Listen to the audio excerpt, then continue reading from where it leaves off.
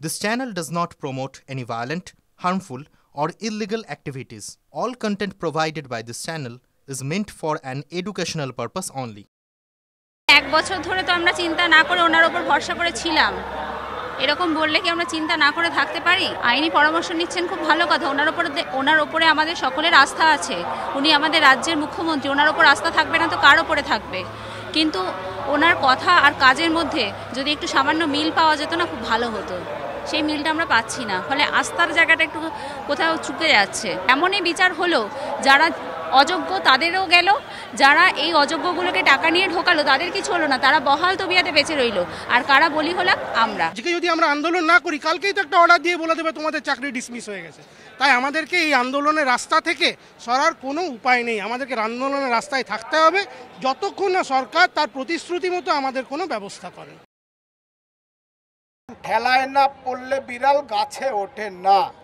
মমতা বন্দ্যোপাধ্যায় মুখ্যমন্ত্রীর মনে পড়েছে সুপ্রিম কোর্ট যোগ্য অযোগ্যর তালিকা দিন, মিরর কপি প্রকাশ করুন, যারা অযোগ্য চিহ্নিত তাদের টার্মিনেট করুন, তবে এই আন্দোলন থেকে আমরা উঠে যাব। আদারওয়াইজ কোনো বদ্ধ করে আপনার সঙ্গে সেটিং করার জন্য আমাদের জন্ম হয়নি। আগে কনফার্ম করুক কারা যোগ্য কারা অযোগ্য। যোগ্যরা স্কুলে যাবে, আগে যোগ্যদের করুক, তালিকা বের করুক, তারপরে আমরা স্কুলে যাব। বাস। উনি তো ভাবছেন, অনেকদিন থেকে এরকম ভাবছে, সবসময় বলছেন আমি ভাবছি। কখন ভাববেন উনি? আমরা তো বুঝতেই পারছি না কারা যোগ্য কারা অযোগ্য। সেই লিস্টে তো উনি দিয়ে দিতেই পারেন। সেই জন্য তো আমরা গরমের মধ্যে বসে আছি। এটা দিতে উনার এত কষ্ট কেন বুঝতে পারছি না। অযোগ্যদের বাঁচাতে এত টালবাহানা আমাদের সঙ্গে কেন করছেন উনি বুঝতে পারছি না। আমাদের মেধার মূল্যায়নটা আমরা ঠিকঠাক করে আমাদেরকে সসম্মানে পুনর্বলের ব্যবস্থা করার কাজটা করুন। এই অপদার্থ কমিশনটাকে নির্দেশ দিন। উনি মনে হয় নির্দেশ দিয়েছেন বলে উনি ফাইলটা খুলছেন না, ঝাঁপিটা খুলছেন না। কেন উনি খুলছেন না? ওনার কাছে কি আছে লুকানো জিনিস? এর আগে শিক্ষামন্ত্রীর সঙ্গে আমাদের দুবার মিটিং হয়েছে। শিক্ষামন্ত্রী অনেক আশ্বাস দিয়েছেন।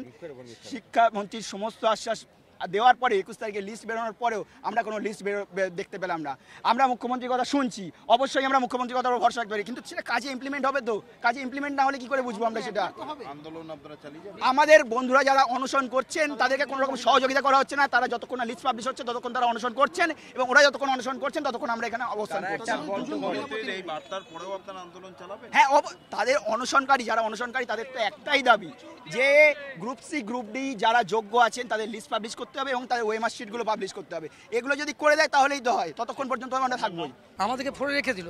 এবার আমরা আজকে বেতন ছাড়া, আজকে বেতন নেই, তাহলে এই মুহূর্তে বেতন ছাড়া, বেতন আমাদের নেই, চাকরি তো আমাদের নেই না। চিন্তা করেন আইনি ব্যবস্থা তো কিছু না কিছু তো আমরা বুঝতে পারছি যে আইনি ব্যবস্থা কোথায় যাচ্ছে।